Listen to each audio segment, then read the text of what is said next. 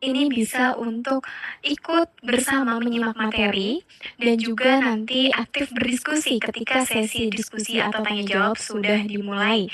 Dan yang bertanya terkait presensi tenang saja, presensi akan diumumkan di grup kegiatan. Dan yang bertanya materi, link materinya sudah nanti akan dibagikan di pukul 19.40 di grup Telegram, bisa diakses Bapak Ibu Guru dan akan diupdate secara berkala per harinya.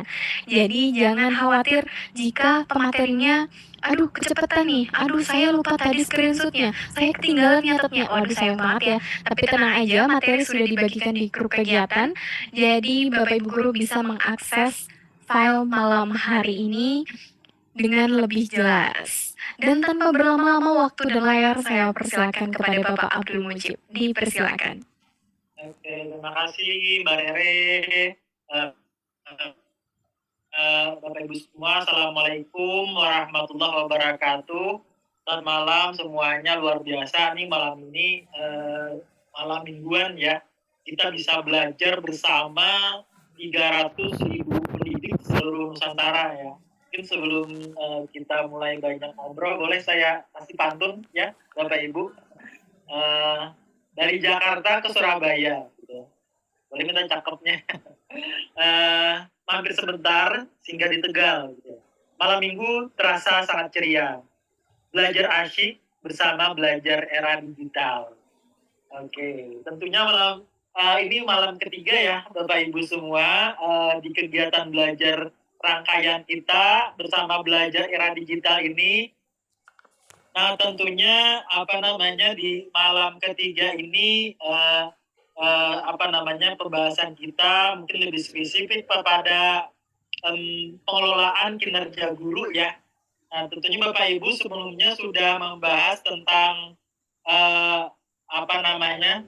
pengelolaan kinerja kepala sekolah. Nah, sekarang kita mungkin agak lebih spesifik kepada pengelolaan kinerja guru gitu ya. Oke, saya izin share screen dulu ya Bapak Ibu.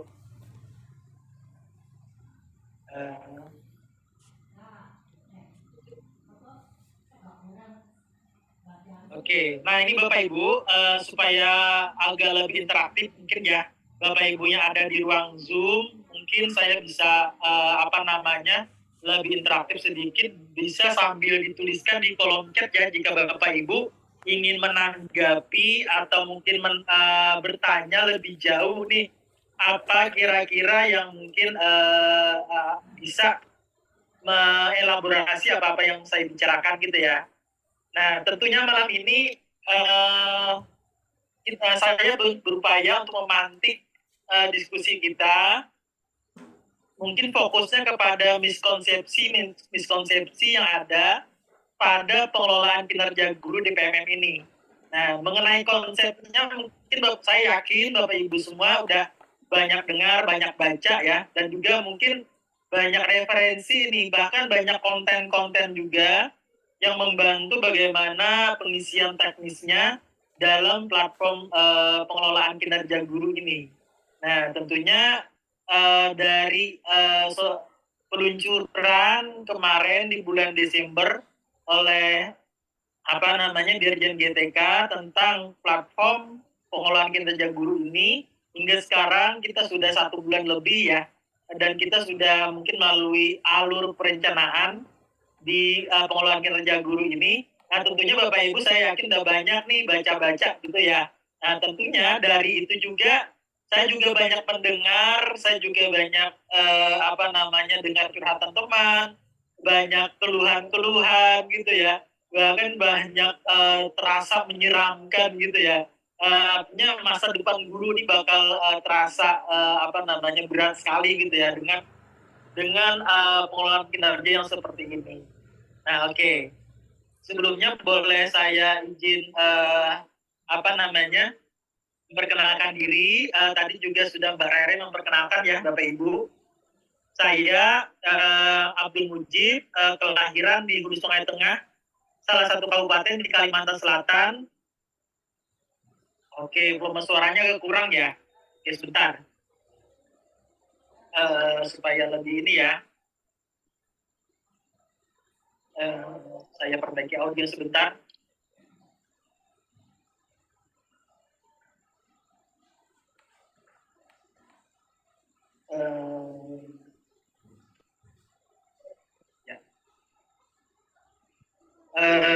Kalau sekarang gimana Bapak Ibu? Apakah terdengar jelas suara saya? Sudah terdengar dengan jelas, Bapak. Oke, terima kasih.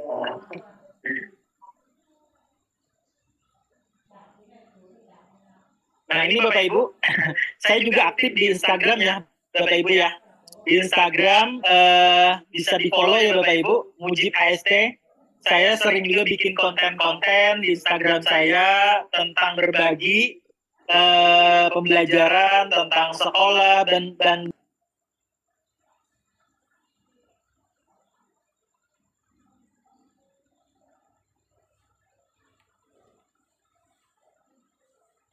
juga bahkan tentang kebijakan-kebijakan baru ya.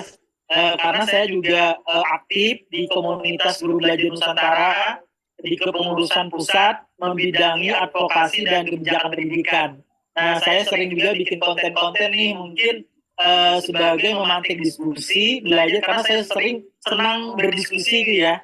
Baik itu lewat media sosial ataupun lewat langsung ketemuan, langsung bicara, diskusi gitu ya. Karena dengan diskusi ini saya banyak belajar gitu, saya banyak tahu gitu ya. Berbagi pandangan, saya tahu dari pandangan teman seperti apa, kemudian bagaimana tanggapan atau tantangan yang terasa pada kebijakan yang baru keluar gitu ya. Nah ini Bapak Ibu, ayo kita bisa di media sosial kapan saja kita bisa saling tektokan ya. Ini 24 jam terbuka gitu ya. Nah kemudian saya juga aktif sebagai pengurus Nusantara di bidang advokasi ini. Ini adalah salah satu bidang di kepengurusan pusat di organisasi provinsi saya, komunitas Guru Belajar Nusantara, yang mana fokus bidang saya ini adalah mengadvokasi, kemudian mencermati dan mengajak belajar teman-teman pada kebijakan-kebijakan pendidikan yang mungkin hangat atau sangat dibutuhkan guru ya untuk belajar. Nah ini fokus saya dan teman-teman di bidang ini terutama pada kebijakan pengelolaan kinerja guru ini adalah salah satu topik yang mungkin sering kita advokasikan gitu ya. Sering kita ajak belajar teman-teman gitu ya. Bukan berarti mengadvokasi bidang hukum ya. Ini advokasinya concernnya adalah pada bidang pendidikan yang utamanya menyuarakan untuk belajar bersama, berdiskusi bersama pada kebijakan sehingga dari diskusi itu bisa kita sama-sama nih pahami, cerna agar lebih utuh gitu ya. Nah kemudian juga saya terlibat sebagai fasilitator guru penggerak. Saya bertugas di angkatan 6 dan di angkatan 9 ini mendampingi teman-teman guru penggerak di Kabupaten Sragen, Jawa Tengah. Yang kemarin juga di angkatan 6 saya mendampingi teman-teman guru penggerak di angkatan 6 itu di Kabupaten Rembang juga di Jawa Tengah ya. Nah, saya backgroundnya adalah guru bahasa Inggris. Kemudian saya juga punya pengalaman terlibat sebagai fasilitator di klub kepala sekolah dengan topik supervisi akademik berbasis coaching. Nah, yang tentunya ini dari sini saya juga banyak belajar yang tentunya berupaya malam ini bisa berbagi dengan teman-teman semua ya. Oke. Nah, oke Bapak Ibu, mungkin saya mencoba untuk menyajikan yang tentunya berbasis daripada miskonsepsi ya. Karena miskonsepsi ini kalau kita miskonsepsi ini adalah salah kaprah maksudnya. Artinya ada konsep yang mungkin agak kita mungkin kurang pahami lebih utuh, yang tentunya ini bisa jadi bahan belajar. Kita mungkin bahas diskusikan konsep yang sebenarnya apa gitu ya. Nah, boleh teman-teman ketik di kolom chat ya. Jika ini adalah miskonsepsi, jika teman-teman setuju ini adalah miskonsepsi atau salah kaprah, boleh diketik 1. Dan jika teman-teman tidak setuju, boleh diketik 0 ya di kolom chat ya. Nah, transformasi pengelolaan kinerja guru dan kepala sekolah hanya inisiasi Kemendikbudristek gitu ya. Kalau mungkin agak teman, apakah setuju ini adalah miskonsepsi atau salah kaprah, atau memang ini betul gitu ya? Ini hanya inisiasi Kemendikbudristek nih, pengelolaan kinerja guru nih, profesi lain nggak ada tuh. Profesi lain kayak dokter, kayak perawat atau lain mungkin nggak ada ini ya, pengelolaan kinerja seperti ini ya, gitu ya. Apakah ini hanya ulahnya Kemendikbudristek gitu ya? Kok apakah ini bisa bikin ribet gitu ya? Boleh dituliskan angka 1 jika teman-teman setuju, atau angka 0 jika tidak setuju. Nah, yang tentunya Bapak Ibu, kenapa sih saya memandang ini salah kaprah? Kenapa? Karena sebenarnya transformasi pengelolaan kinerja ini awalnya itu di tahun 2022 gitu ya, sudah ada Permenpan RB nomor 6 gitu ya, tentang pengelolaan kinerja pegawai aparatur sipil negara gitu ya pada tahun 2022, yang mana ini dicanangkan oleh Presiden Joko Widodo, yang harapannya ada transformasi gitu ya pada pengelolaan kinerja ini. Nah, di tahun 2022 sudah dikeluarkan oleh Permenpan RB, yang mungkin Bapak Ibu semua sudah kenal dengan e-kinerja ASN. Kemudian di tahun 2023 juga sudah diterbitkan oleh Permenpan RB nomor 1 tentang jabatan fungsional. Nah, ini adalah yang ini berlaku tidak hanya pada guru ya, Bapak Ibu semua. ASN yang lain, yang struktural juga bernaung pada peraturan ini.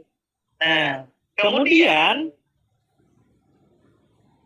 ada diterbitkan Perdirjen GTK nomor 7607 di tahun 2023 ini, yang tentunya kontekstualisasinya berkhusus pada bidang pendidikan ya. Yang mungkin sebelumnya pada Permenpan RB ini semua menggunakan payung aturan yang sama. Nah, kemudian Kemendikbudristek melalui Dirjen GTK mencoba membantu untuk lebih spesifik gitu ya, kontekstual pengelolaan kinerja ini lebih fokus kepada pendidikan gitu ya, dengan Perdirjen GTK ini.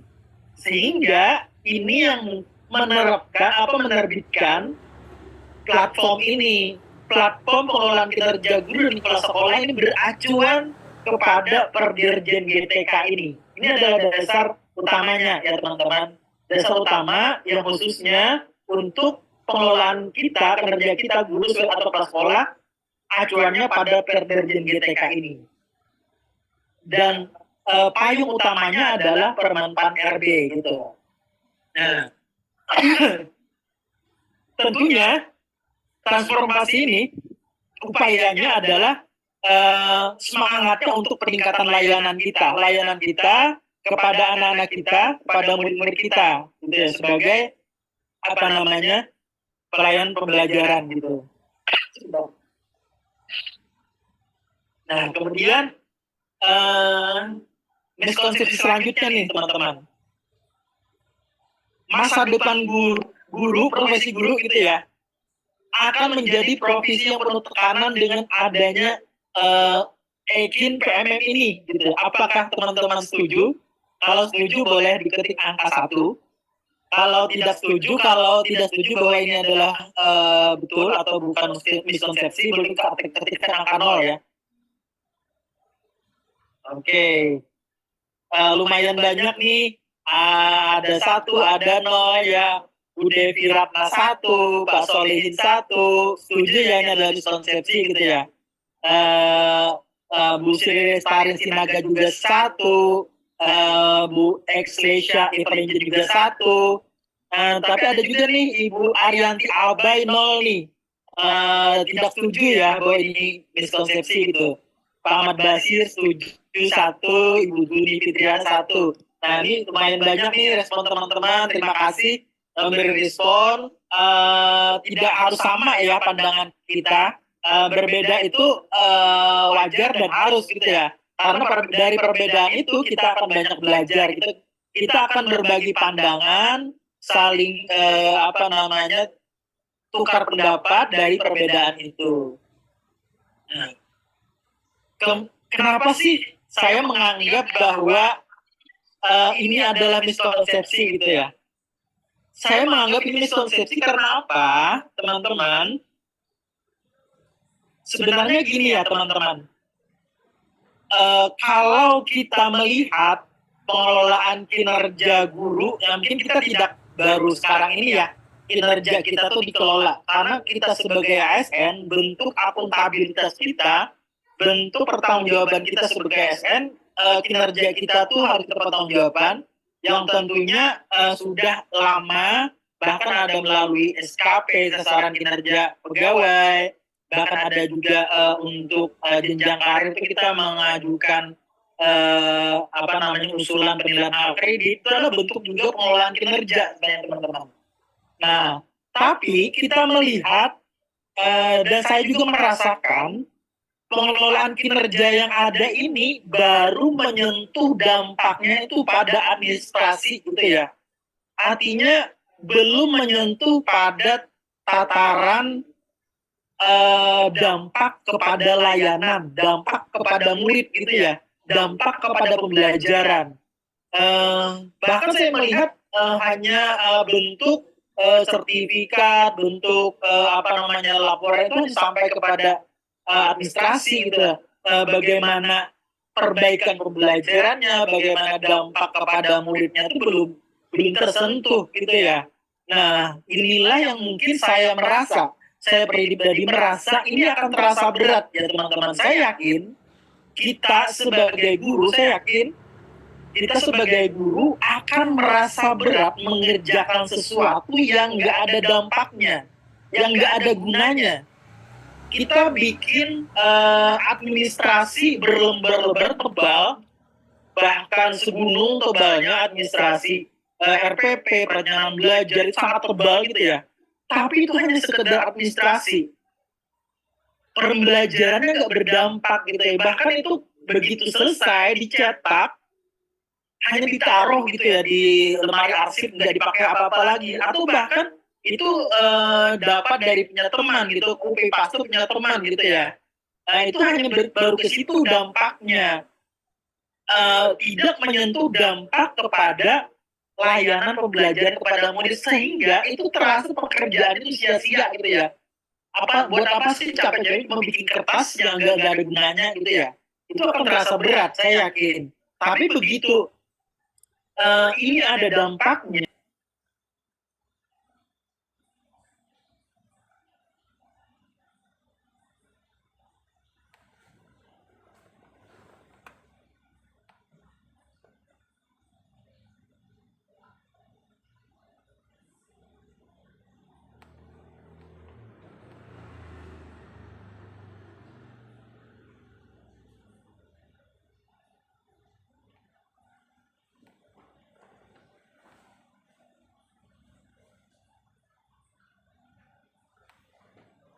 Yang kita lakukan itu ada dampaknya, kita bikin sesuatu laporan, tapi laporan itu memang betul-betul menyentuh murid kita, menyentuh kelas kita. Dari laporan itu betul-betul memberi solusi pada masalah pembelajaran kita. Pembelajaran kita jadi nyaman, kemudian anak-anak dapat pembelajaran yang bermakna, dan kita terasa ada progres dari layanan kita. Itu secapek apapun, seberat apapun pekerjaan kita, tidak akan terasa capeknya, akan terasa ringan karena kita melihat dampaknya, dampak yang di lapangan. Tapi sebaliknya yang kita lakukan, meskipun agak ringan, meskipun administrasinya hanya satu lembar, tapi itu tidak berdampak, kan terasa sangat berat ya teman-teman. Karena tidak ada dampaknya. Nah, makanya ketika kita memandang pengelolaan kinerja guru ini hanya sebagai administrasi, bukan untuk perbaikan atau dampak kepada murid, ya pasti akan terasa berat, saya yakin. Apalagi bergadang, mengisi kinerja, kejar tayangan, bahkan harus meninggalkan kelas, bahkan nggak masuk ke kelas, murid jadi terlantar, itu saya yakin sangat berat gitu ya. Saya yakin itu. Tapi ketika mindset ini kita agak geser sedikit, kita fokus kepada murid gitu ya. Kita lihat muridnya, apa dampak yang dirasakan murid dari kinerja yang kita lakukan. Saya yakin itu nggak ada nggak ada bayangan rasa berat sedikit pun. Saya yakin ini bahkan terasa lebih mudah gitu ya.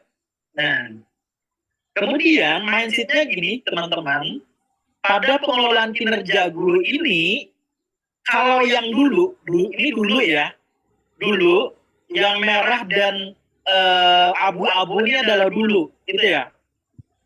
Dulu pengelolaan kinerja ini mindsetnya adalah pengendalian, bagaimana kita mengendalikan bawahan, bagaimana kita mengendalikan guru gitu ya, agar guru ini bisa kerjanya benar yang dikendalikan ya. Ini mindsetnya dulu. Artinya agar mengurangi resiko penyimpangan gitu ya, agar kemudian sehingga resiko penyimpangan itu dikurangi, maka banyak prosedur aturan gitu yang membimbing itu gitu ya, agar terkendali. Dan juga dulu itu pengelolaan kinerja ini harapannya adalah membangun perilaku yang patuh gitu ya. Yang penting agar patuh, nurut dengan atasan. Itu mindsetnya dulu. Kemudian kekeliruan itu dianggap aib yang harus ditutupi. Ketika kita dinilai, kinerja kita dinilai, yang kita munculkan itu yang baik-baik aja deh.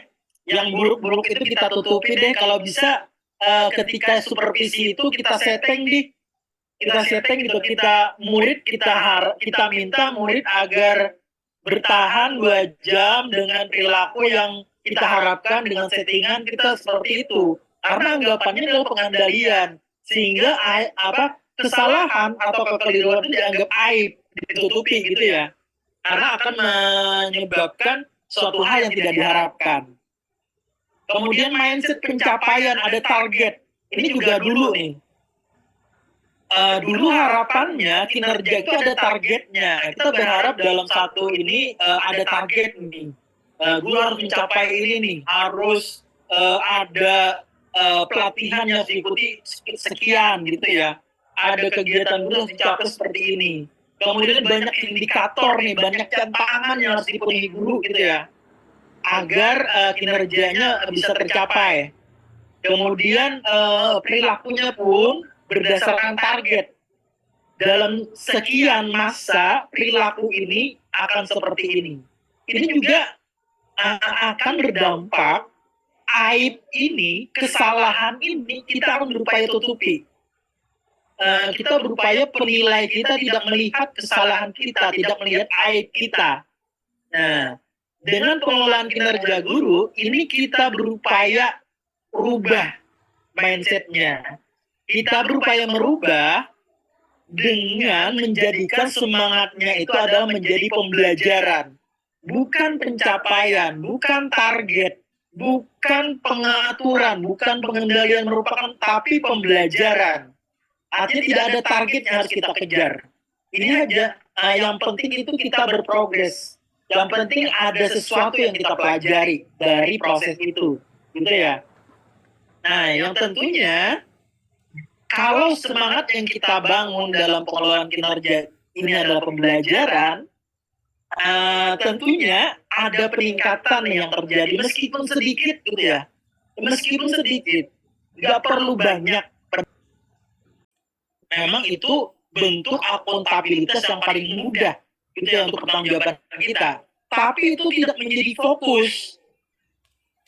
Pengembangan kompetensi seperti ikut pelatihan, ikut webinar itu bukan fokus daripada kinerja kita gitu ya. Itu hanya sebagai tambahan, itu hanya sebagai pertimbangan, itu tidak masuk penilaian gitu ya.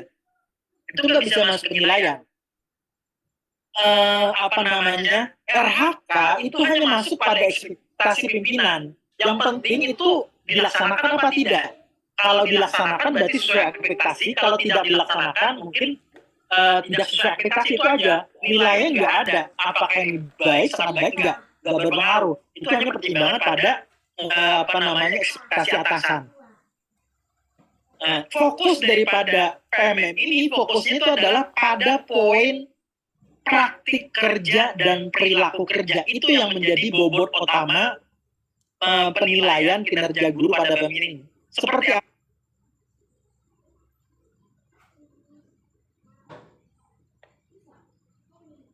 apa sih penilaian praktik kerja dan perilaku kerja itu bisa diperoleh gitu ya? Bagaimana caranya agar praktik kerja kita bisa bernilai baik? Bagaimana caranya perilaku kita bisa bernilai baik? Apa yang harus kita lakukan? Nah, saya punya tipsnya ya teman-teman. Nanti akan saya bahas pada poin miskonsepsi berikutnya. Nah, gini teman-teman. Nah, ini juga boleh teman-teman tuliskan di kolom chat juga apakah teman-teman setuju ini adalah salah kaprah, ketik angka 1. Kalau teman-teman tidak setuju, boleh ketik angka 0 ya. Dengan adanya pengelolaan kinerja PMM ini, guru harus berburu sertifikat untuk memenuhi poin RHK dan pengembangan kompetensi. Apakah ini betul? Atau hanya miskonsepsi gitu ya? Boleh teman-teman tuliskan. Oke, banyak yang setuju, tapi ada juga yang tidak setuju nih. Terima kasih. Banyak yang setuju ya, bahwa ini adalah salah kaprah. Tapi ada juga yang tidak setuju nih. Terima kasih teman-teman atas tanggapannya. Saya akan coba elaborasi kenapa saya berpandangan ini adalah salah kaprah. Ini teman-teman. Yang pertama, RHK kita dalam pengembangan kompetensi itu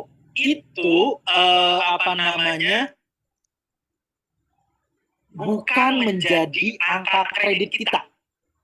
Poin-poin pada RHK itu tidak menjadi angka kredit. Memang poin minimal kita diminta untuk membuat RHK itu minimal 32. Tapi ketika kita memilih poin kita 32 bukan berarti kita nanti akan mendapatkan angka kredit 32. Itu berbeda poin dengan angka kredit. Nah, poin itu fokusnya pada ekspektasi atasan gitu ya. Angka kredit itu didapatkan melalui penetapan predikat kinerja pada pemenuhan ekspektasi pimpinan. Dari poin-poin yang kita pilih, itu pilihan hasilnya itu ada hanya antara memenuhi ekspektasi dan tidak memenuhi ekspektasi itu saja. Nah, kemudian besaran angka kredit kita itu juga tidak dipengaruhi dengan jumlah kegiatan yang diikuti. Banyak sertifikat itu tidak otomatis membuat angka kredit kita jadi tinggi. Tidak seperti itu, ya teman-teman. Contoh penilaiannya seperti ini. Predikat kinerja sangat baik, jenjang ahli muda. Angka kredit itu minimal 25 dikali 150%. 25 dikali 150%, gitu ya. Yang tentunya akan menghasilkan 37,5 angka kreditnya, gitu ya. Nah, 25 ini yang tentunya poin yang akan dikali dengan persentase dari rubrik penilaian yang ditetapkan yang dinilai oleh atasan kita. Atasan kita akan menilai kita dengan rubrik yang tersedia pada PMM. Faktor pengalinya. Kalau sangat baik, itu akan dikali 150%. Gitu ya. Kalau baik, akan dikali 100%. Kalau cukup, pengalinya itu hanya 75%. Nah, ketika poin kita dikalikan dengan faktor pengalinya, maka hasil akhirnya adalah angka kredit. Nah, angka kredit ini mengacu pada permenpan RB. Yang ini akan menjadi acuan kena jenjang karir kita. Kalau ahli pertama itu cukup kreditnya 12,5. Ahli muda kreditnya 25. Ahli media itu kreditnya 37,5. Ahli utama kreditnya 50. Nah, ini adalah perhitungan angka kreditnya seperti ini. Artinya bukan kepada banyak-banyakan sertifikat ya teman-teman.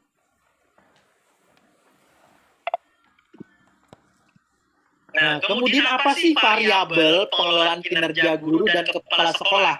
Variabelnya apa gitu ya? Yang dihitung-hitungannya itu seperti apa?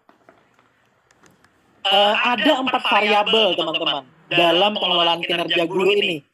Yang pertama itu apa? Praktik kinerja. Praktik kinerja itu ini yang dinilai. Praktik kinerja ini yang dinilai, yang masuk pada penilaian, gitu ya. Praktik kinerja itu variabel pertama. Variabel kedua adalah pengembangan kompetensi. Nah, RHK yang pada pengembangan kompetensi itu masuk di sini. Bapak Ibu mengumpulkan ikut berbagai kegiatan, dapat sertifikat, dapat laporan, itu masuk pada pengembangan kompetensi ini. Dan itu tidak dinilai. Pengembangan kompetensi itu tidak dinilai, tapi itu hanya dipertimbangkan. Dipertimbangkan oleh atasan apakah sesuai ekspektasi atau di bawah ekspektasi. Itu saja pertimbangannya. Tidak ada nilainya. Kemudian perilaku kerja. Nah, ini adalah variabel ketiga. Perilaku kerja. Update fashion kekinian bayar bulan depan, pakai Kredivo aja. Se-fleksibel itu.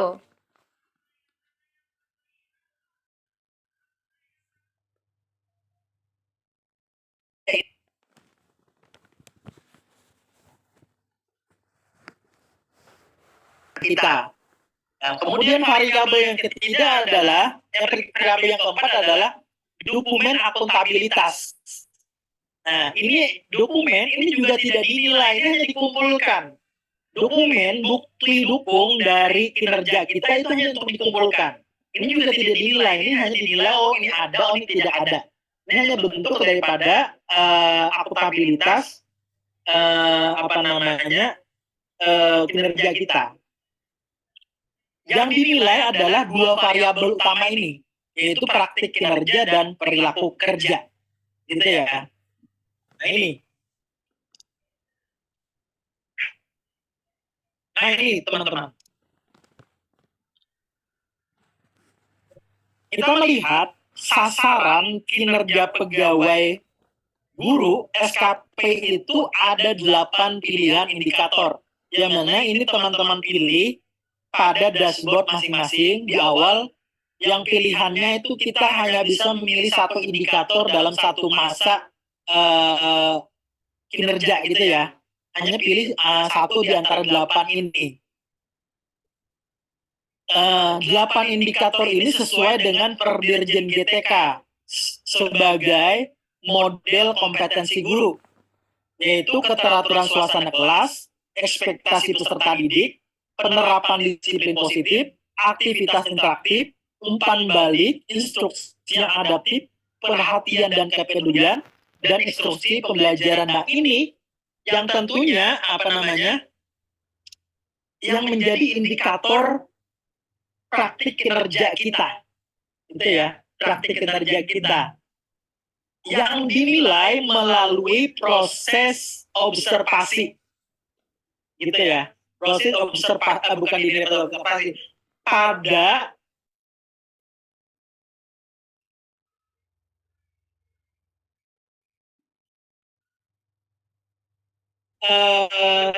proses observasi, kemudian ada rekomendasi, kemudian tindak lanjut pada penilaian itu bagaimana progres perkembangan dari poin awal saat observasi, kemudian diberikan umpan balik, dilakukan tindak lanjut, bagaimana nih perkembangannya, kenaikannya seperti apa. Itu yang menjadi penilaian pada praktik kinerja kita.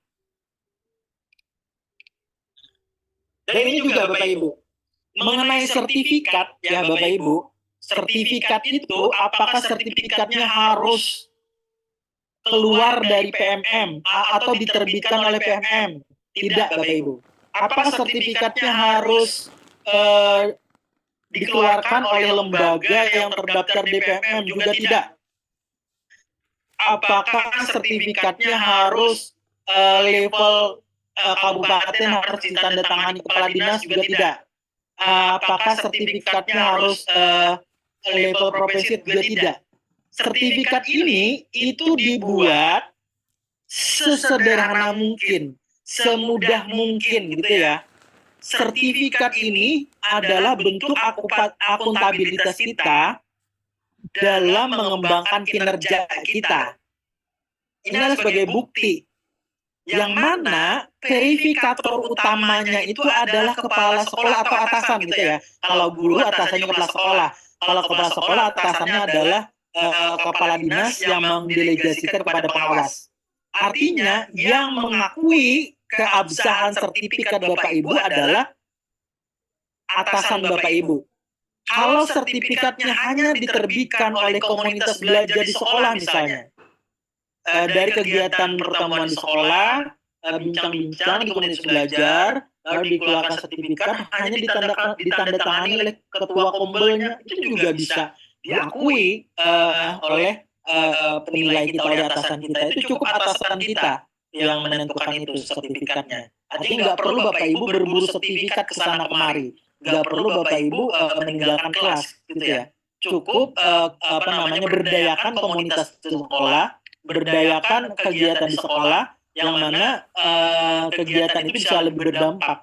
Dan tentunya juga sertifikatnya juga bisa kita sesuaikan sesuai kebutuhan nih.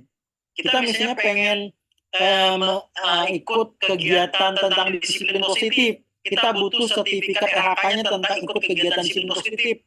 Tinggal kita buat program kombel dengan topik disiplin positif, kita undang mungkin narasumber ataupun salah satu guru di sekolah kita yang menjadi narasumbernya gitu ya, di kegiatan komunitas belajar.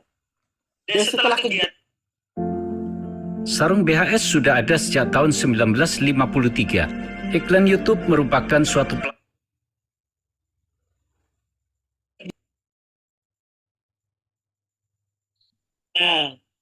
kemudian selanjutnya ini juga kalau Bapak Ibu setuju bahwa ini adalah miskonsepsi, boleh diketikkan angka 1. Kalau Bapak Ibu tidak setuju, ini diketikkan angka 0 gitu ya. Saya memandang ini adalah salah kaprah. Observasi kelas yang akan dilaksanakan di bulan Maret ini, sesuai alur kinerja ini, observasi kelas akan dilaksanakan di bulan Maret ini. Banyak anggapan bahwa observasi kelas oleh atasan itu adalah untuk menilai kinerja kita. Saya memandang ini adalah miskonsepsi atau salah kaprah. Oke. Ya. Oke Bapak Ibu, ada yang setuju, ada yang juga 0 gitu ya. Oke, banyak yang setuju nih sepertinya nih. Oke. Oke, sambil Bapak Ibu mengetik, saya coba elaborasi ya pandangan saya kenapa saya memandang bahwa ini adalah miskonsepsi. Gini Bapak Ibu, praktik kinerja kita itu dinilai atau dihasilkan dari siklus kegiatan ini, siklus kegiatan, yang mana harapannya ada progres di situ, ada upaya refleksi, upaya mempelajari dan perubahan praktik gitu ya. Nah, yang tentunya ini tidak cukup hanya satu kegiatan observasi kinerja, gitu ya. Observasi kinerja ini itu hanya masuk kepada poin B. Pada alurnya dalam siklus peningkatan kinerja ini, dalam praktik kinerja itu ada 5 langkah gitu ya, ada 5 langkah. Yang pertama itu langkah A itu adalah diskusi persiapan. Diskusi persiapan ini dalam bagaimana kita dalam meningkatkan praktik kinerja ini kita sedang berada di bulan Februari. Ini kita sedang melakukan langkah A. Bapak Ibu bisa buka masing-masing di platform PMM-nya, itu sudah terbuka menunya Bapak Ibu untuk mensepakati RHK Bapak Ibu bersama atasan. Silakan sepakati RHK-nya dan disetujui oleh atasan. Setelah disetujui atasan, maka di dashboard Bapak Ibu akan muncul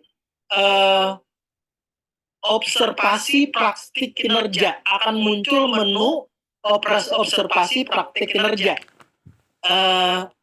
Pada menu itu ada tampilan presentasinya dari 0% gitu ya. Artinya ketika kita buka ini sedang berada di angka 0%. Silakan Bapak Ibu klik di observasi praktik kinerja, silakan klik.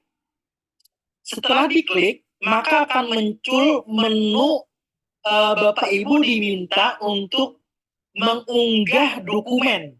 Nah, diminta untuk mengunggah dokumen. Dokumen apa sih yang diunggah pada menu itu? Yang diunggah adalah dokumen perangkat ajar RPP yang akan kita gunakan pada kelas yang nantinya kelas itu akan dimasuki oleh atasan kita pada kegiatan observasi kinerja. Nah, Bapak Ibu silahkan unggah di situ dokumennya. Ketika Bapak Ibu mengunggah dokumen pada menu itu, presentasi itu akan naik beberapa persen, gitu ya. Presentasi akan naik beberapa persen. Ketika Bapak Ibu sudah mengunggah, naik sekian persen, nanti akan dibuka oleh kepala sekolah lewat akun kepala sekolahnya. Kepala sekolah akan membaca unggahan Bapak Ibu, yang mana harapannya setelah kepala sekolah membaca ada diskusi di situ. Diskusi itu bisa lewat chat atau bisa langsung secara offline. Platform PMM ini sebagai media aja, media dokumentasinya. Setelah ada diskusi, kepala sekolah ada setuju dengan rencana pembelajaran Bapak Ibu, kepala sekolah akan menyetujui perangkat yang Bapak Ibu unggah. Nah, jika perangkat yang Bapak Ibu unggah disetujui oleh kepala sekolah, maka presentasinya akan naik, akan bertambah. Presentasinya akan bertambah naik, dan itu kita akan lanjutkan tahapan berikutnya lagi, sehingga mencapai 100%. Tahapan berikutnya itu masuk kepada observasi kinerja, langkah B. Pada observasi kinerja ini, kita diminta membuat kesepakatan dengan kepala sekolah mengenai jadwal observasi itu kapan, tanggal berapa, jam berapa, kemudian kelas berapa, jenjang apa. Itu kita diminta untuk mengisi di melalui akun kita, di PMM. Guru yang mengisi sendiri tanggal itu, gitu ya. Dan itu berdasar kesepakatan dengan kepala sekolah. Nah,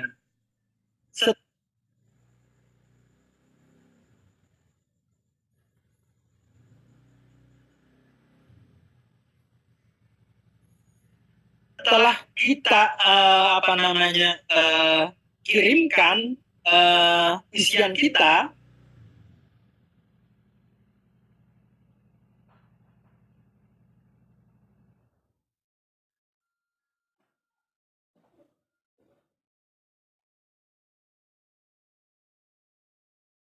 nanti kepala sekolah akan masuk melakukan observasi,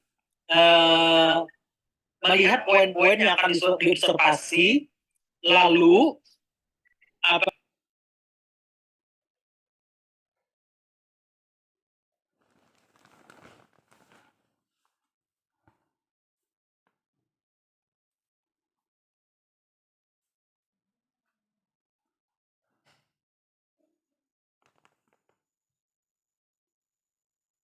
akan ada umpan balik pada langkah C ini, diskusi.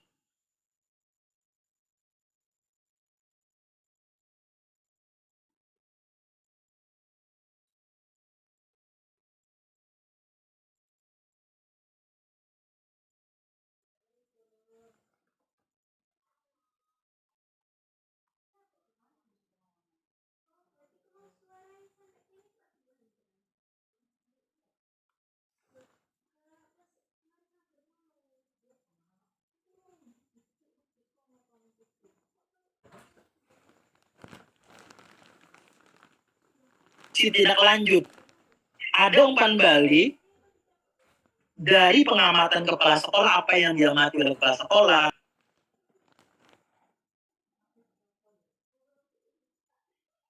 Kemudian ada rekomendasi seperti apa, kemudian apa yang ingin ditingkatkan lagi, atau apa kira-kira solusi yang bisa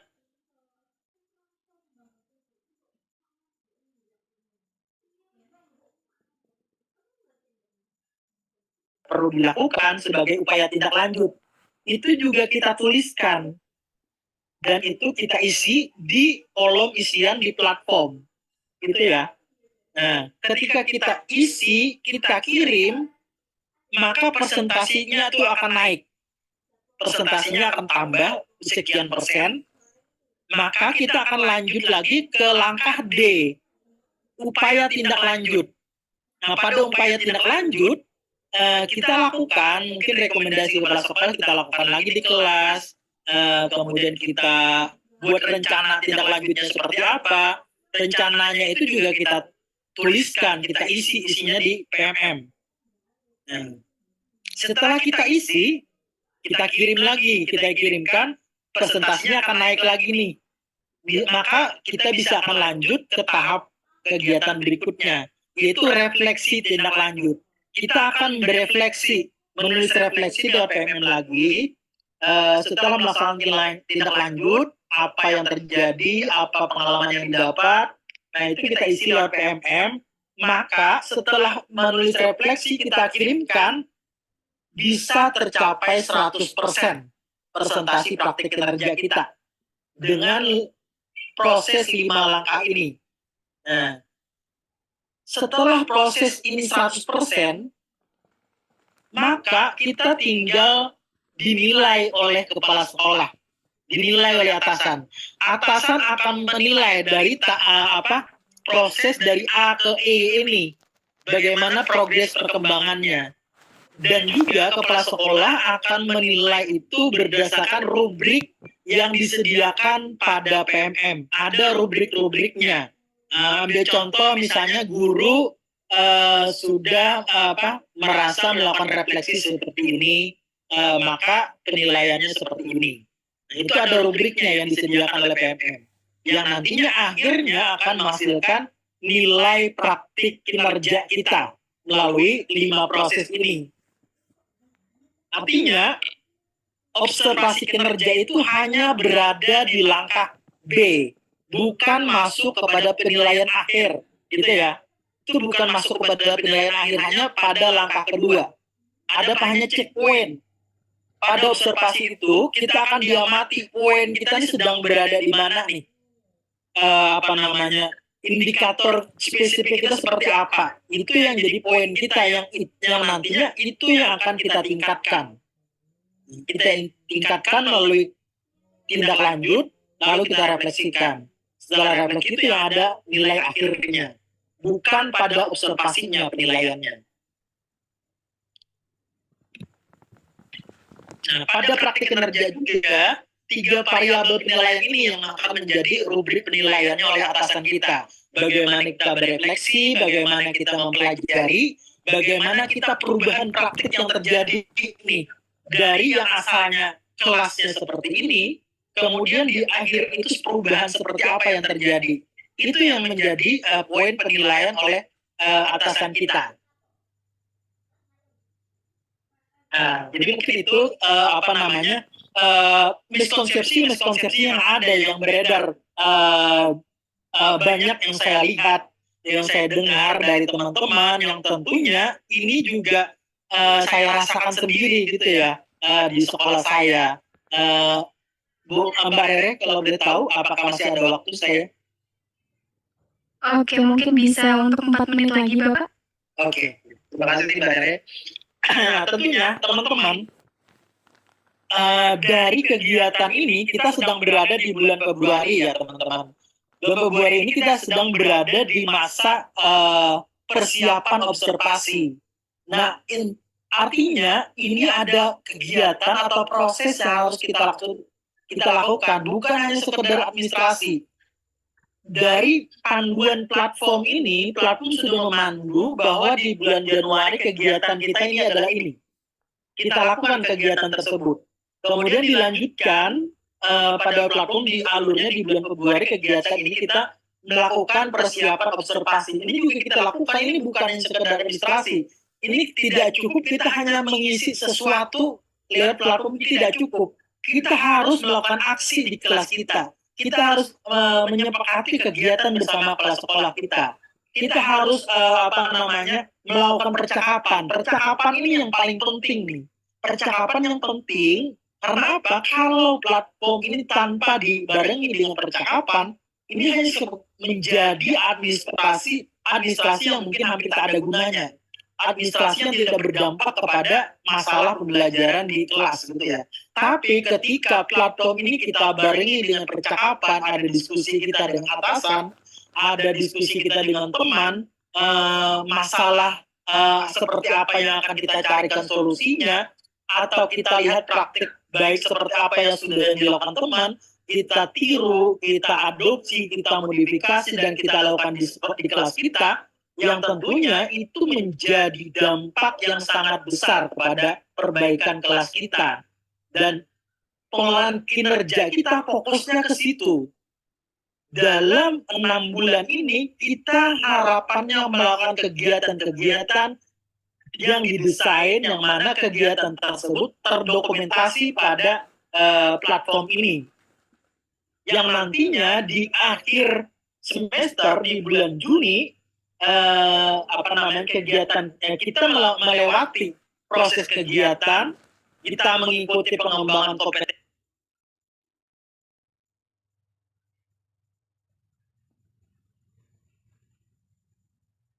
Tiga tanda anak Anda memiliki kemampuan programming. Anak Anda suka bermain game secara terus.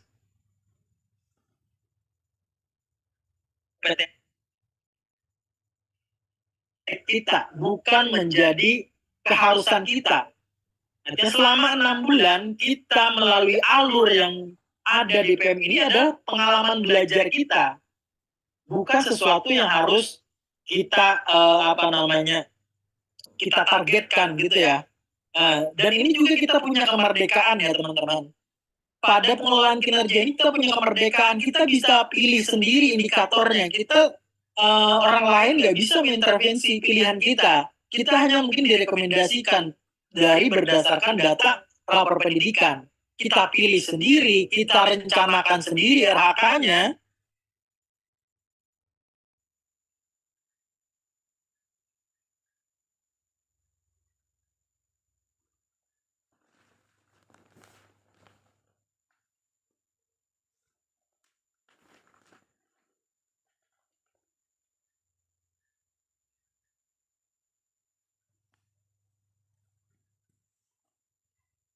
Kita mau pilih poinnya minimal silahkan, mau lebih juga silahkan, mau maksimal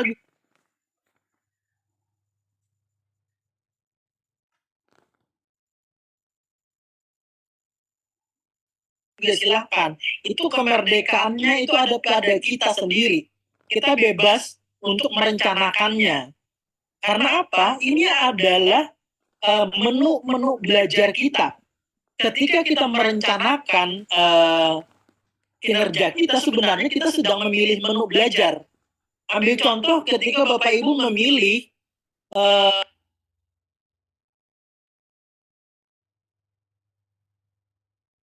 RHK tentang mengikuti praktik coaching misalnya dengan sekian poin. Sebenarnya Bapak Ibu itu sedang memilih menu rencana belajar. dalam beberapa waktu Bapak Ibu akan merencanakan belajar mengikuti belajar coaching gitu ya. Nah, yang nantinya di akhir masa Bapak Ibu akan merasakan dampak dari pengalaman yang dilalui itu. Nah, dan ini proses belajar yang kita lakukan ini yang tentunya pasti akan terus berdampak dan terus tidak akan berhenti gitu ya. Dan ini akan berlanjut sepanjang hayat gitu ya. Karena belajar itu tidak hanya cukup ketika kita kuliah gitu ya. Begitu lulus kuliah kita bekerja, kita mengajar, itu bukan berarti kita berhenti belajar. Meskipun kita sudah tidak di bangku kuliah, kita sudah bekerja, itu juga kita masih belajar. Dan alur kinerja kita ini menuntun kepada progres belajar kita. Begitu satu masa semester selesai, di semester berikutnya, di bulan Juli, kita akan mengulang kegiatan kita dari awal, seperti yang kita lakukan di bulan Januari. Di bulan Juli, kita akan merencanakan lagi rencana kinerja kita di semester berikutnya.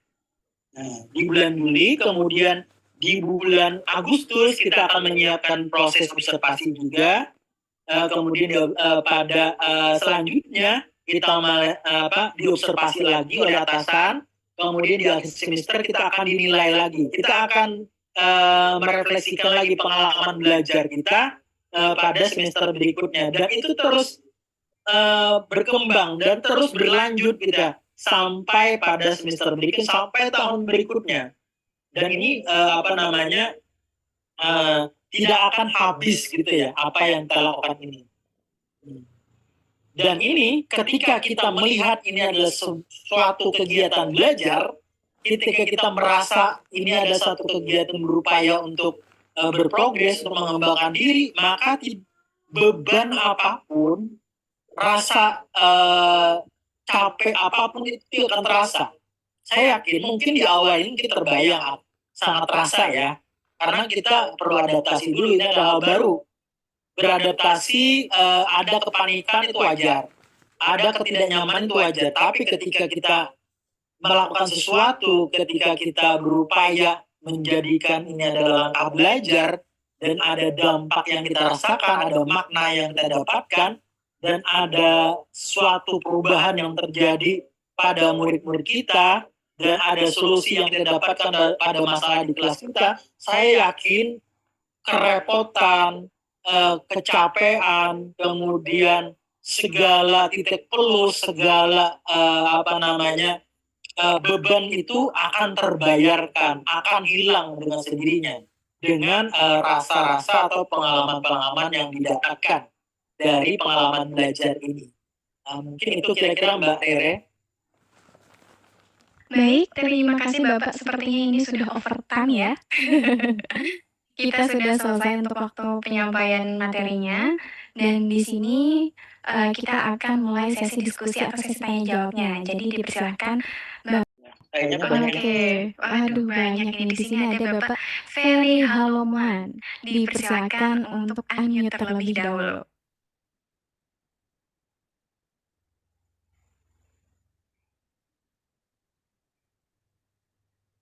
Selamat malam Bapak. Ya, selamat malam kembali. Baik, bisa memperkenalkan diri terlebih dahulu? Ya, nama saya suara saya kedengaran? Terdengar dengan jelas. Nama saya Ferry Haloman Supporter SPD, saya dari Sekolah UPTD SMP Negeri 1 Kampung Rakyat Kabupaten Labuan Bajo Selatan. Yang ingin saya pertanyakan dari tadi Bapak sebagai moderator, yaitu kira-kira Pak, kenapa seberapa pentingnya kita guru untuk melakukan yang namanya yang baru ini yang namanya PMM itu gitu loh. Padahal kita tahu terkadang tidak semua Bapak dan Ibu guru itu, terutama yang sudah tua, mampu, atau yang sudah dibilang senior, yang sudah berumur kita bilang gitu ya, mampu untuk memegang yang namanya laptop atau komputer. Kemudian ditambah lagi jaringan yang sangat susah gitu Pak. Jadi seberapa besar pentingnya PMM ini gitu Pak? Itu yang saya pertanyakan. Kurang dan lebihnya terima kasih. Selamat malam. Oke, baik. Terima kasih atas pertanyaannya Bapak Ferry Haluman. Dipersilakan Bapak Abdul untuk memberikan jawaban. Oke, terima kasih Pak Ferry. Luar biasa nih pertanyaannya sangat ini ya. Dan ini juga banyak sih saya temukan teman-teman yang mungkin kenapa sih dengan PMM gitu ya? Kenapa sih dengan teknologi seperti ini? Karena kita melihat sumber daya kita, bahkan kita juga melihat teman-teman kita banyak yang senior yang mungkin belum percaya diri dengan teknologi yang ada, dan juga ada juga tantangan infrastruktur daripada internetnya, jaringannya juga betul. Bahkan di daerah saya juga di Halus Sungai Tengah ini juga ada sekolah-sekolah yang mungkin sinyal internet tidak ada, dan juga bahkan tidak ada listrik di situ gitu ya, di tempat saya ini. Nah, memang Pak Ferry tadi seberapa penting sih ini ya? Kenapa sih dengan PMM ini ya pengelolaan kinerja atau segala sesuatu inovasi kebijakan ini mengarahnya ke situ gitu ya. PMM ini diupayakan pengembangan guru, kemudian administrasi guru segala macam menggunakan fasilitas ini gitu ya. Kenapa sih seberapa penting sih gitu ya? Mungkin ini yang menjawab kapasitasnya adalah mungkin dari kementerian ya. Tapi kalau boleh saya berbagi pandangan, ini juga pandangan dari saya pribadi, mohon izin juga berbagi pandangan ya. Ini pandangan saya sebagai pendidik juga, sebagai kepala sekolah, sebagai praktisi pendidikan yang mungkin juga penerima kebijakan, bukan pembuat kebijakannya. Tentunya saya memandang ini, kenapa sih kita menggunakan PMM ini sebagai alat kita untuk mengelola kinerja kita. Ini Bapak Ibu, memang pengelolaan kinerja ini bukan sekarang saja ya teman-teman Bapak Ibu. Ini sudah dilakukan sejak lama, dan ini ketika kita sudah menjadi ASN, kinerja kita itu selalu dikelola. Kinerja kita selalu dikelola, selalu dipertanggungjawabkan dengan berbagai macam laporan gitu ya. Dan ini merupakan setiap masa selalu ada proses refleksi juga dari para pengambil kebijakan juga berefleksi, dari para pembuat kebijakan juga melakukan refleksi, dari tantangan-tantangan yang ada, dari masalah-masalah yang ada, seberapa besar sih pengelolaan kinerja yang ada, tantangannya seberapa dampak yang bisa diberikan efektifnya dari kinerja ini, dari harapan tujuan kita gitu ya. Itu sih ini ada proses refleksi, ada proses upaya untuk perbaikan setiap tahunnya gitu ya. Nah, ini Bapak Ibu, saya memandang Bapak Ibu, PMM ini bukan tujuan. PMM alat teknologi ini bukan tujuan. Ini hanyalah cara ya Bapak Ibu, ini hanyalah cara. Tujuan besarnya apa? Tujuan besarnya itu adalah murid. Artinya adalah layanan pembelajaran kepada murid, itu tujuan besarnya. Itu yang paling penting saya rasa Pak Ferry. Yang paling penting adalah layanan pembelajaran kepada murid. Itu tujuan besarnya. Mengenai penggunaan platform, ini adalah cara kita untuk melakukan perbaikan, untuk memberikan pembelajaran yang terbaik kepada murid-murid kita. Nah, ini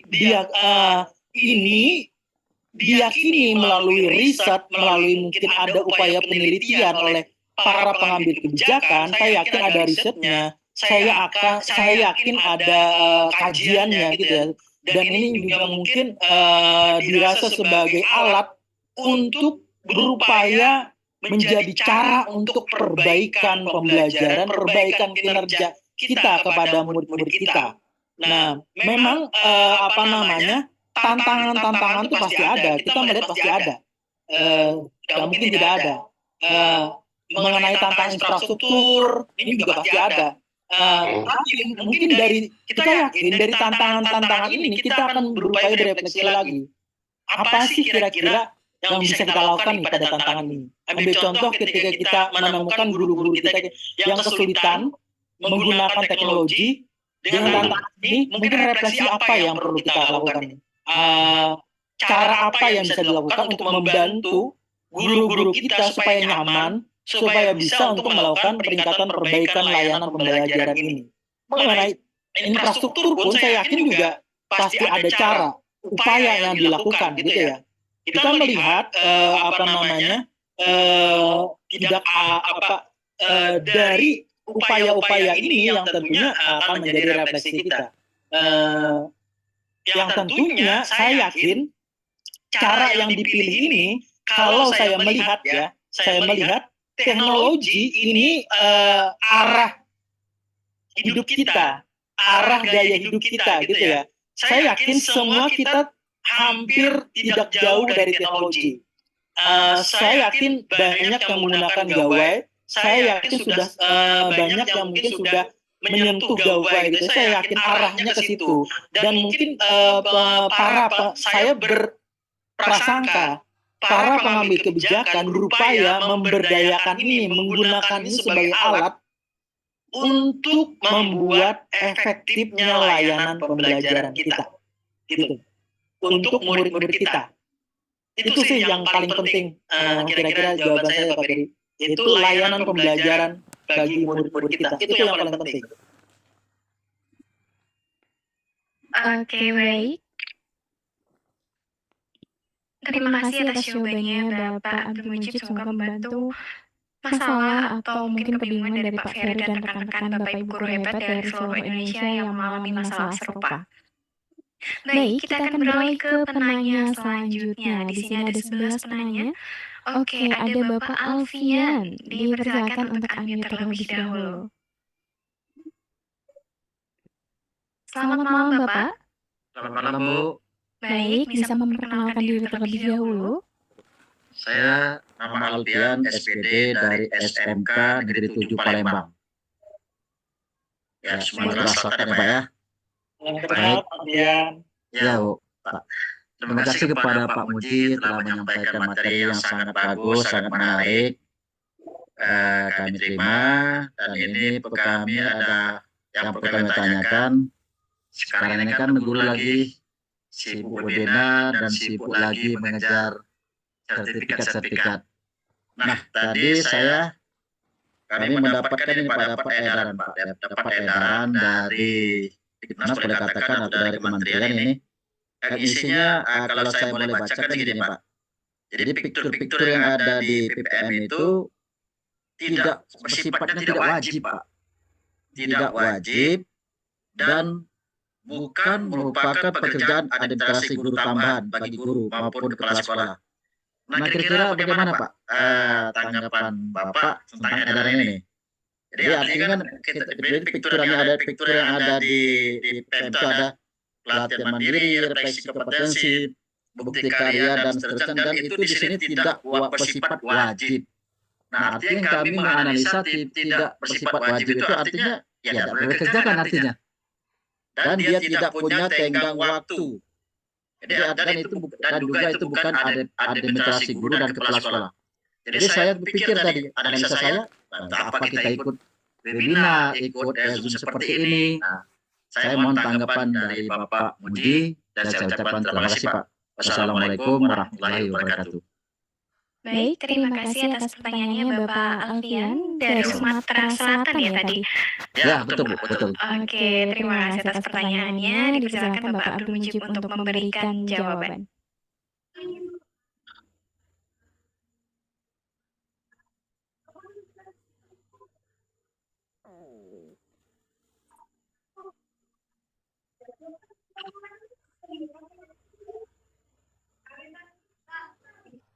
Halo Bapak.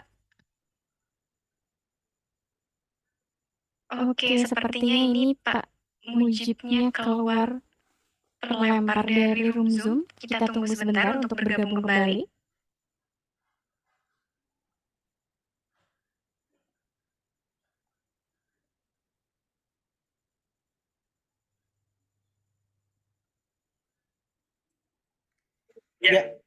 Maaf. Kayaknya saya agak gangguan jaringan tadi ya. Saya menangkap tadi pertanyaan dari Pak Alfian, Mbak Rere. Apakah terdengar jelas suara saya? Terdengar dengan jelas, Bapak. Oke, maaf. Saya menangkap tadi pertanyaan dari Pak Alfian, bagaimana tanggapan saya tentang surat edaran dari Dirjen GTK ya. Dan ini saya juga baca, dan ini saya juga dapat dan sudah baca gitu, ada beberapa poin yang disampaikan oleh Bu Dirjen, Bu Nunuk Suryani. Dan ini merupakan salah satu kebijakan juga yang banyak kami advokasi di komunitas guru belajar Nusantara, terutama bidang saya. Saya mengadvokasi beberapa poin ini, beberapa kebijakan tentang PMM ini.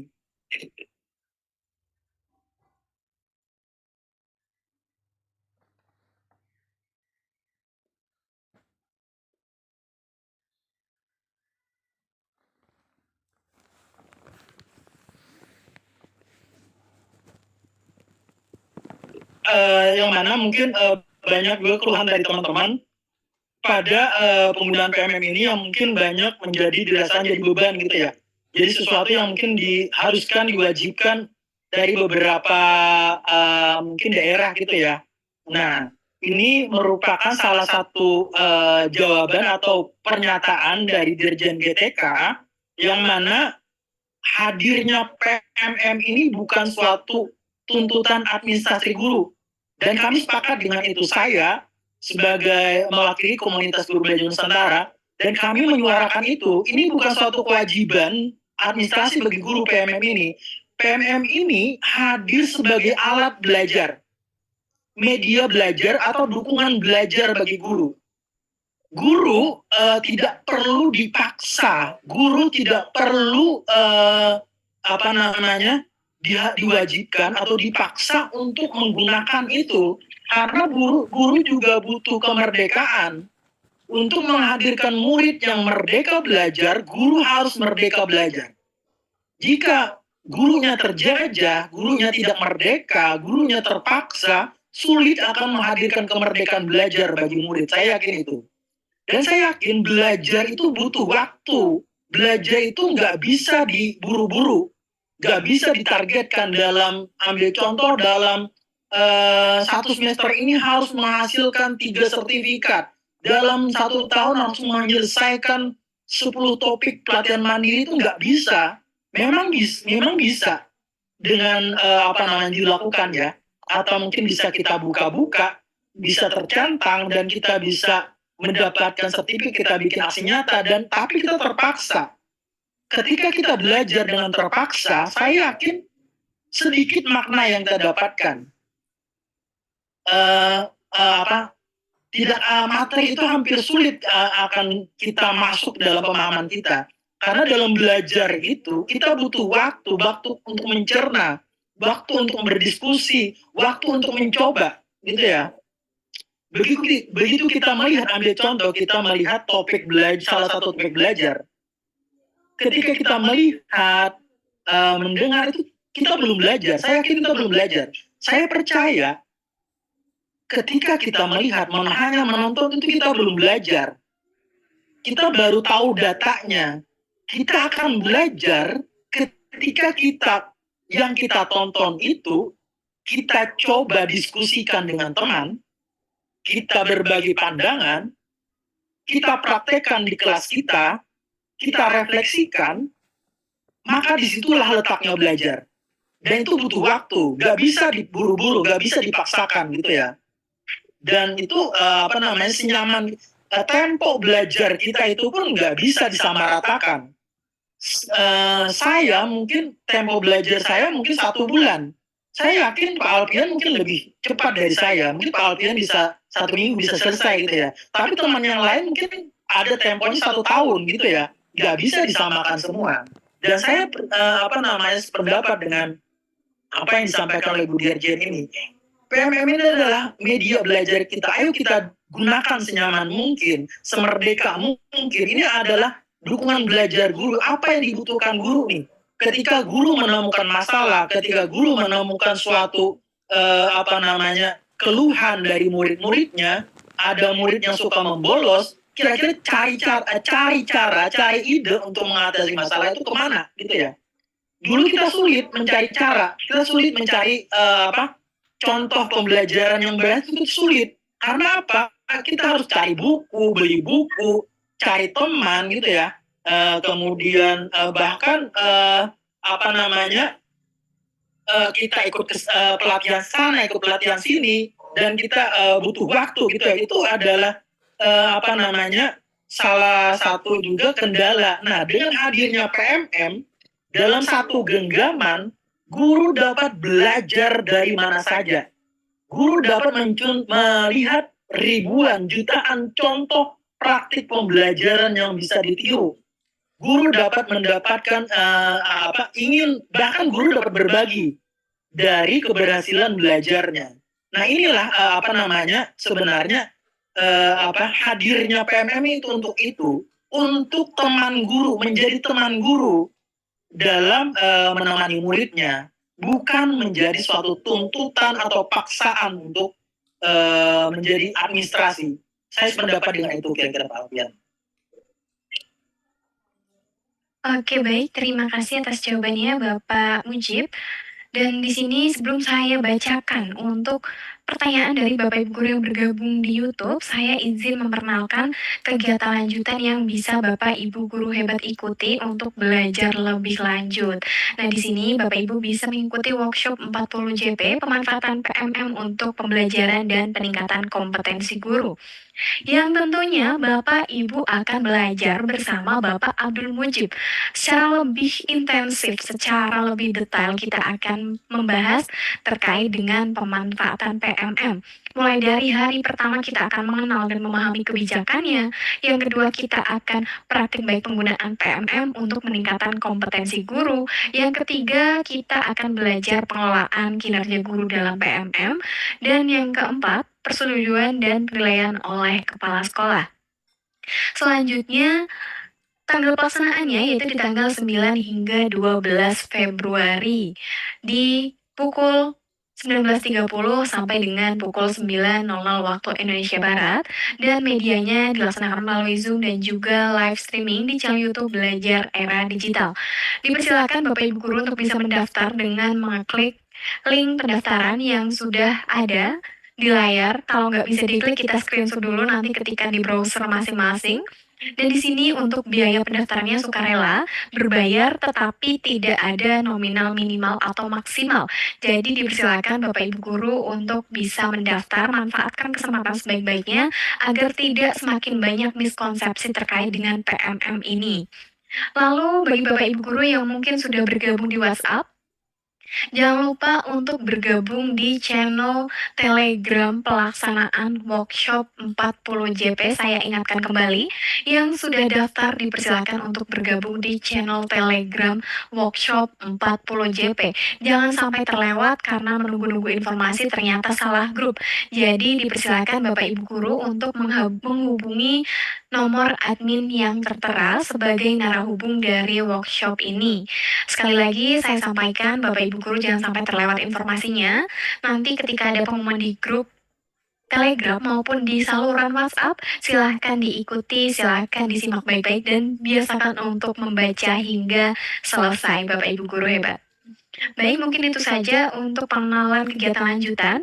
Dan di sini saya bacakan satu penanya dari rekan-rekan kita yang bergabung via YouTube.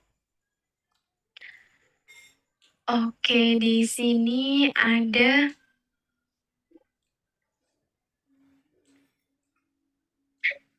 dari Ibu Erma dari Martapura, Kalimantan Selatan.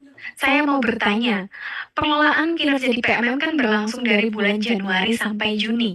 Bagaimana penilaian pengelolaan kinerjanya jika kepala sekolah akan pensiun pada bulan Maret hingga April?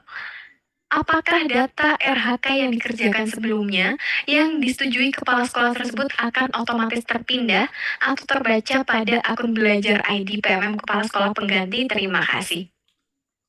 Oke, menarik ini. Kayaknya dari kemarin belum ada yang bertanya terkait ini, Bapak. Dipersilakan mungkin bisa memberikan jawaban. Oke, makasih Mbak Rere. Ya menarik ya. Ini juga pertanyaan teknis yang juga banyak ditanyakan teman-teman. Salam kenal Bu Erma, ini juga Bu Erma satu benua dengan saya ya, dari Martapura dekat dengan saya juga dari Kota Barabai, Kalimantan Selatan, yang tentunya senang bisa belajar bersama malam ini. Ya betul, teknis-teknis ini banyak teknis yang mungkin perlu kita sesuaikan, dan kondisi-kondisi di lapangan juga banyak nih, karena perjalanan pengolahan kinerja ini kan tidak jangkanya itu ada periode 6 bulan. Dalam 6 bulan itu ada kemungkinan yang terjadi seperti mutasi guru, kemudian seperti yang dirasakan Ibu Irma tadi, kepala sekolahnya akan pensiun. Ini juga kemungkinan yang akan kendala-kendala teknis yang akan ditemukan. Dari segala macam kendala ini, mungkin acuannya adalah kepada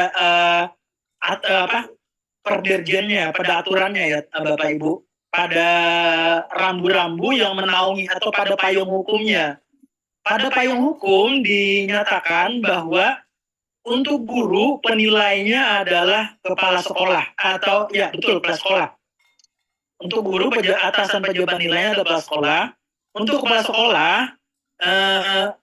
pejabat penilainya adalah kepala dinas. Nah, tapi kepala dinas ini saat ini kepala dinas yang tentunya tidak mungkin mengerjakan memverifikasi banyak ajuan RHK punya kepala sekolah, karena pekerjaan kepala dinas juga banyak gitu ya, dan sulit untuk mengerjakan pekerjaan seperti ini. Tapi dalam perdirjennya, dalam peraturan dirjen GTK-nya, acuan pejabat penilainya adalah kepala dinas. Nah, tentunya kepala dinas bisa mendelegasikan kepada tim untuk menjadi penilai kinerjanya, yang nantinya dimungkinkan bisa pengawas yang akan menjadi tim penilai yang didelegasikan oleh kepala dinas untuk menilai kinerja kepala sekolah. Nah, kemudian bagaimana nih jika kepala sekolah yang sebagai penilai yang sudah menyetujui perencanaan, kemudian sudah mungkin melakukan verifikasi berbagai ini dalam pertengahan masa pensiun gitu ya, pertengahan masa pensiun, bagaimana nih apakah guru tidak akan ada penilainya?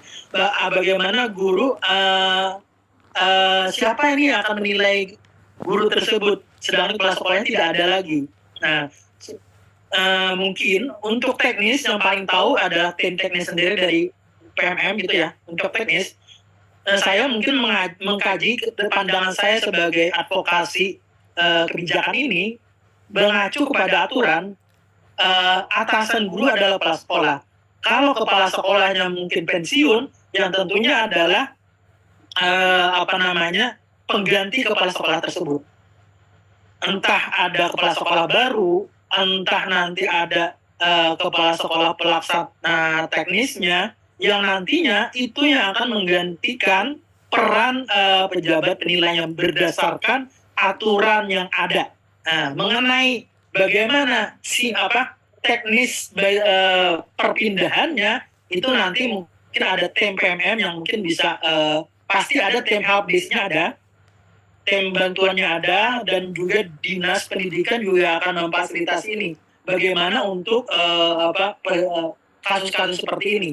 Saya yakin banyak cara yang bisa dilakukan. Pendelegasian penilainya juga pasti ada memungkinkan seperti itu. Saya kira seperti itu kira-kira jawaban dari saya, Mbak Rere.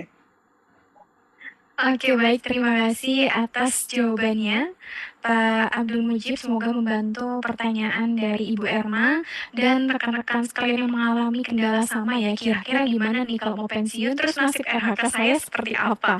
Pasti udah panik ya kalau nanti suruh ngulang. Aduh, pasti pikiran negatifnya banyak banget. Dan alhamdulillah malam hari ini mendapatkan pencerahan dari Bapak Mujib. Dan untuk selanjutnya tak terasa untuk waktu sesi diskusinya sudah selesai. Jadi sayang sekali masih ada banyak penanya yang belum terjawab. Aduh, sayang banget ya Pak ya. Karena di sini yang mengisi kolom pertanyaan ada 1.100 peserta. mungkin bisa nih kita untuk bergabung ke kegiatan selanjutnya yang sudah saya share screen tadi untuk bisa bertanya lebih lanjut, bertanya lebih banyak yang tentunya lebih intensif bersama Pak Mujib. Dan untuk menutup diskusi ini dipersilakan Bapak Mujib untuk memberikan closing statement atau motivasi untuk seluruh peserta yang hadir di hari ketiga. Dipersilakan Pak Mujib. Oke, terima kasih Mbak Rere. Waduh, luar biasa ya teman-teman. Guru belajar ini sangat antusias ya. Nggak sabar nih pengen belajar lagi dengan teman-teman nantinya. Jangan lupa ya, kita akan jauh lebih banyak punya kesempatan untuk diskusi nantinya ya. Di tanggal 9 ke 12. Yuk kita belajar lagi nih. Kita akan bincang selama 4 hari sama-sama saya yang tentunya berupaya mengupas miskonsepsi, berupaya mengupas apa keluhan-keluhan tentang PMM. Nah, tentunya untuk semoga belajar kita mendapat keberkahan. Untuk closing statement dari saya malam ini, taklukkan miskonsepsi dengan pengetahuan, hancurkan prasangka dengan pemahaman, dan hadapi ketidaktahuan dengan kebijaksanaan. Ayo lawan miskonsepsi. Terima kasih Mbak Rere. Baik, terima kasih Pak Mujib untuk motivasinya. Dan sebelum ditutup, mari kita dokumentasikan dulu pertemuan malam hari ini. Dipersilakan. Oke, Pak Bungsu Petarigan sudah siap ini. Oke, langsung saja kita akan mulai dokumentasi. Dipersilakan Bapak Ibu guru hebat untuk mengambil pose terbaiknya, posisi yang siap.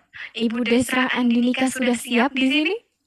Oke, silakan senyum yang lebar, pasang posisi yang siap. Saya akan mulai memandu dokumentasi. Dari slide yang pertama, saya hitung mundur 3, 2, 1. Slide yang kedua, 3, 2, 1. Slide yang ketiga, 3, 2, 1. Slide yang keempat, 3, 2, 1. Oke, baik, terima kasih. Ke-mute, Bu Rere. Mikrofonnya ke-mute. Oke. Oke, baik, saya ulangi. Terima kasih Bapak Ibu guru hebat yang sudah hadir di pertemuan ketiga kali ini. Dan jangan lupa masih ada satu pertemuan lagi untuk akses sertifikat dan fasilitas lainnya akan saya sampaikan di hari besok. Jadi jangan lupa untuk bergabung di hari keempat. Dan tak lupa saya sampaikan, silakan Bapak Ibu guru untuk mengisi presensi. Bagi yang belum mengisi presensi, hari pertama, hari kedua, atau hari ketiga malam ini dipersilakan karena masih dibuka sampai dengan tanggal 5 Februari pukul 15.00 waktu Indonesia Barat. Jadi dipersilakan untuk bisa mengakses link presensinya segera sebelum ditutup. Karena ketika sudah ditutup tidak ada perpanjangan waktu lagi. Jadi dipersilakan untuk dilengkapi ya Bapak Ibu.